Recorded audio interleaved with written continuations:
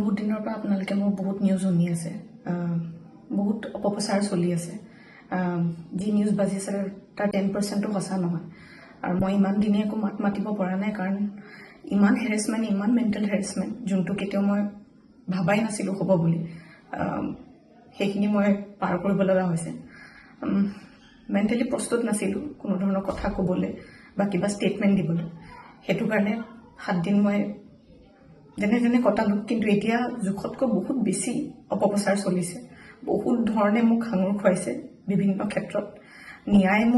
ন্যায়ালয়ে মোক দোষী কৰাৰ আগতে নিউজ মিডিয়াই মোক দোষী কৰি মোক এতিয়ালৈকে ফাঁচি দিছে। মোক অলৰেডি মই দোষী বুলি কথা কৈছে।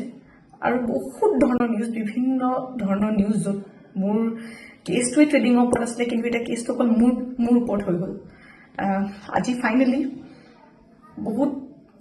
বহুত দিনৰ পিছত সাহস কৰি মই চাৰেণ্ডাৰ কৰিব ওলাইছোঁ। মই ফুল কোঅপাৰেট কৰিম পুলিচৰ লগত। ইমান দিনে কৰিব পৰা নাছিলোঁ। মই পলাই ক'তো থকা নাই, মই লুকাই আছিলোঁ অকণমান।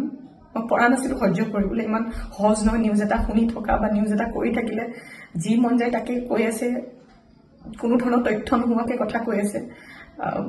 মই ভাবিছিলোঁ ইমানখিনি কেতিয়াও নিউজ মিডিয়াই নকৰে, ইমান তথ্য নথকাকৈ ইমান নিউজ নবজায়। কিন্তু আজি মিডিয়াৰ ফলত মই আজি দোষী। গোটেই মানুহৰ আগত মোৰ মান সন্মান, মোৰ মা দেউতাৰ, মোৰ পৰিয়ালৰ গোটেইবোৰ উলংঘ হৈছে। আৰু এতিয়া আৰু ধৈৰ্য ধৰিব পৰা নাই। চবৰ এটা সীমা থাকে। সেইটো কাৰণে আজি মই চাৰেণ্ডাৰ কৰিম। আৰু মোৰ বিশ্বাস যে তথ্য চাই ন্যায়ালয়ে ডিচিশ্যন ল'ব, আৰু মিডিয়াৰ নিউজ চাই নহয়। চ' আজি মই চাৰেণ্ডাৰ কৰিম আৰু মই ফুল কোঅপাৰেট কৰিম পুলিচৰ লগত। আৰু মোৰ বিশ্বাস যে যদি মই সত্য হয়, মোৰ কোনো ধৰণৰ শাস্তি নহয়।